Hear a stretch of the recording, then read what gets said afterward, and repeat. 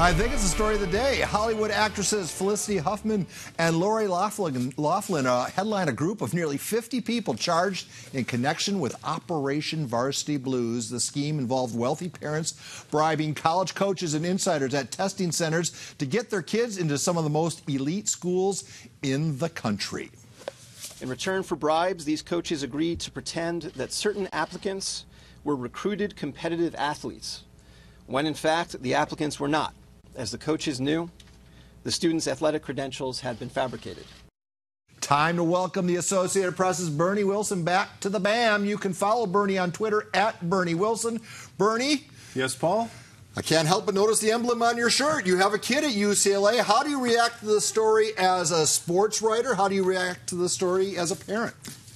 A mixture of outrageous laughter and anger.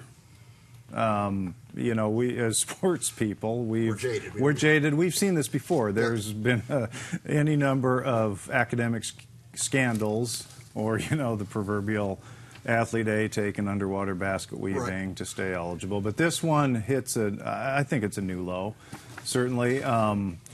You know, but it's a smart scheme too. I guess you got clever. Thank you, because somebody figured out the way to scam the system is through the minor sports.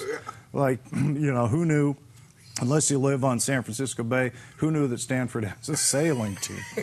And you know, so sailing, soccer, my boom vang was the best boom vang in the league. You know, the soccer, water polo, sailing.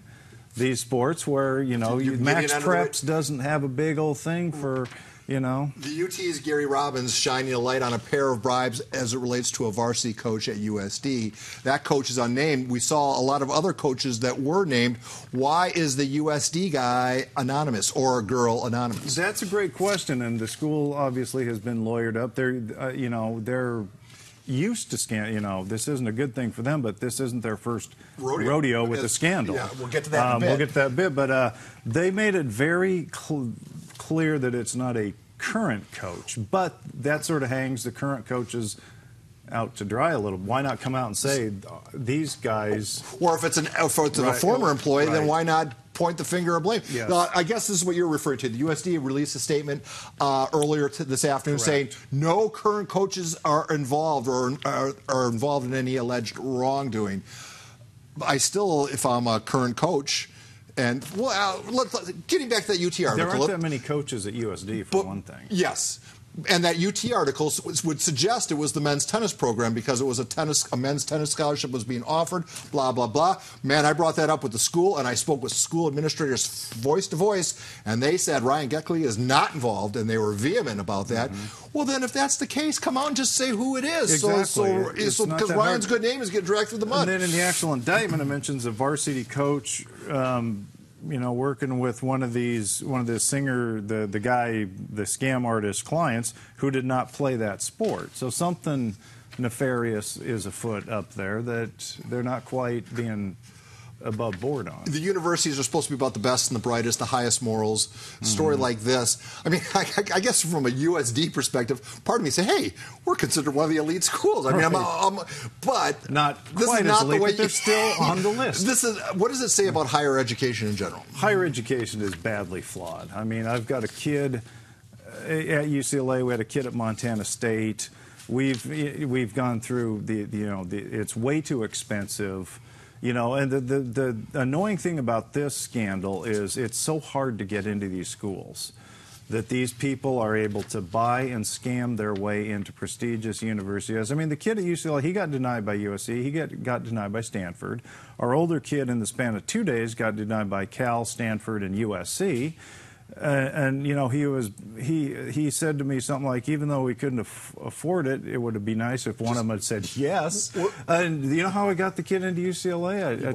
I took a bag with $30,000, said I'll buy this polo for $30K, and they said your kid is in. Actually, it was 4 years of straight A's at St. Augustine. Is how he got into UCLA. So when you see that, you know, these people are cheating and scamming their way, and it should make every parent angry, whether their kid is a a biology major who has never been an athlete, or is, say, a baseball player or something else, or a sailor at Stanford. So as we look at right now, compliance officers throughout the fruit of plane are going to be checking every minor's. I mean, the correction is easy, right? You just now you're going to have to see video of every kid. Right. It's going to not only be time consuming, because the athletic department compliance people probably are going to have to do a better job, and the academic side is going to have to if I'm at Stanford and you got your name dragged into the mud because of the sailing coach, I'm going to say, I want to see a list of all your sailing recruits, and I want to see video of their Sabbath regatta at San Diego Yacht Club, and were they in the laser class in such and such. So and I want to see solution, some. Yeah. The solution is simple, but it brings back, but it opens up a bigger question. What should the admission standard? Should it be just?